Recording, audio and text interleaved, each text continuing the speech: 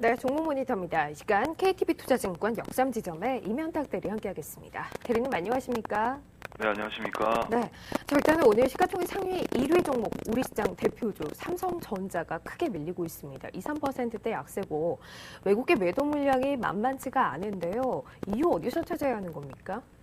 네, 오늘 삼성전자는 외국계 창구를 통해 매도세가 집중되면서 약세를 보이고 있습니다. 개장과 동시에 11,000원 하락한 125만 원으로 출발했는데요. 장 시작부터 매도세를 보인 외국인의 매도세가 점차 강해지고 있는 모습입니다.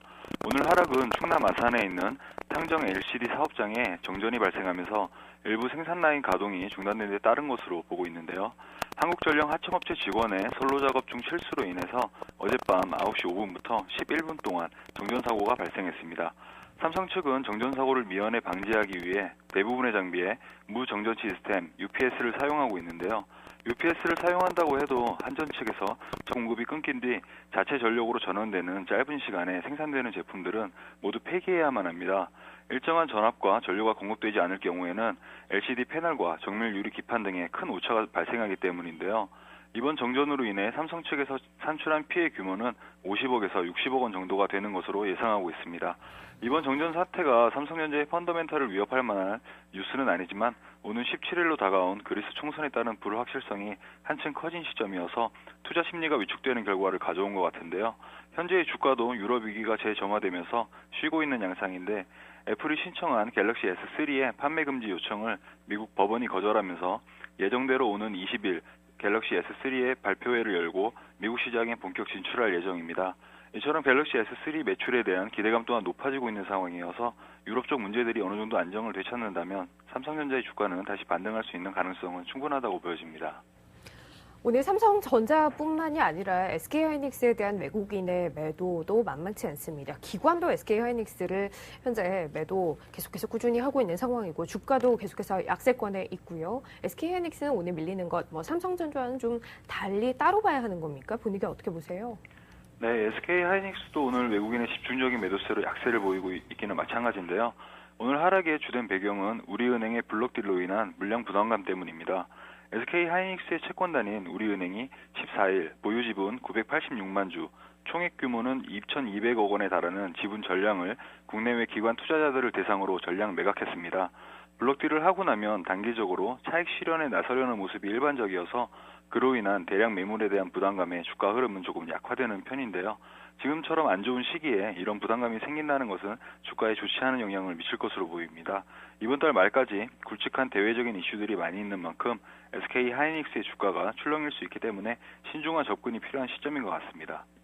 화학주 좀 보죠. 오늘 호남석유화학, 금호석유화학, LG화학 전반적으로 장중에 1, 2%대 강세를 나타냈습니다. 하지만 현재는 약세권으로 돌아 있는 종목이 좀 더 많은 상황인데요. 그럼에도 불구하고 지수 낙폭에 비해서는 선방하고 있는 흐름인 것 같습니다. 화학주 오늘장의 흐름 어떻게 보세요? 네, 말씀하신 대로 화학주들은 오늘 시장에서 비교적 선방을 하고 있는 모습입니다. 지난 1월 화학주로 투자자들의 관심이 몰리면서 2월 초까지 단기간에 급등하는 모습을 보이다 그 후로는 계속해서 하락 추세를 이어왔는데요. 연초에는 화학주들이 업황 회복에 대한 기대감이 커지면서 해외 바이어들이 화학 제품에 대한 재고를 크게 늘렸습니다. 그렇지만 실제적으로는 수요가 부진한 모습을 보이면서 제품 거래량이 지속적으로 감소해 업황이 위축됐기 때문에 화학주들의 주가가 약세를 이어왔는데요. 현재 화학주의 주가는 투자자들의 관심을 불러일으킬 만한 가격적인 메리트가 있다고 생각하고 있습니다. 최근 기관에 순매수세가 유입되면서 수급적인 여건 또한 개선되고 있는 모습이 나쁘지 않아 보이고요. 기대되는 부분은 아무래도 중국 쪽의 움직임인데요. 이번 중국의 기준금리 인하로 화학 제품에 대한 수요가 개선되면서 업황이 점차적으로 나아질 것이라는 기대감이 일고 있습니다. 현재 화학주에 대한 상황 자체는 점차 개선되고 있는 모습이지만 주목해야 할 부분은 실제적인 수요가 충분히 증가하고 있는지에 대한 여부일 텐데요. 그동안 소외됐던 화학주가 본격적인 반등을 시작하려면 화학 제품에 대한 수요 증가가 확인이 되어야 그것이 실적 개선으로 이어질 수 있기 때문에 실질적인 수요에 관심을 가지시는 게 좋을 것 같습니다. 마지막 종목은 한국타이어입니다. 지금은 약세권에 있긴 한데요. 하락하고 있지만 외국인은 계속해서 사고 있습니다. 상황 어떻게 이해해야 합니까? 네, 한국타이어를 비롯한 최근 타이어주들의 실적 개선이 기대되고 있는 상황이기 때문에 타이어주들의 상승세가 이어지고 있는 모습인데요. 수출 실적이 견조해지는 모습이 일단 긍정적입니다. 국내 타이어 업체들의 수출은 지난 4월까지 중량 기준으로 전년 동기 대비 11.8%, 금액 기준으로는 26%가 증가하는 수출 호황이 지속되고 있는 데다 4월 말 이후 원재료인 천연 고무의 가격 하락세가 뚜렷해지고 있어서 원재료 가격 안정에 따른 수익성이 개선될 것으로 생각되고 있는데요. 이렇게 타이어 업종의 업황 자체가 굉장히 긍정적인 상황이기 때문에 타이어주들의 주가는 당분간 상승세를 지속할 가능성이 많아 보입니다. 주가의 모습을 살펴보면 금호 타이어나 넥센 타이어의 주가는 최근 들어 많이 상승한 모습이고요. 반면 한국 타이어는 다른 종목에 비해 주가 흐름이 조금은 더딘 모습입니다.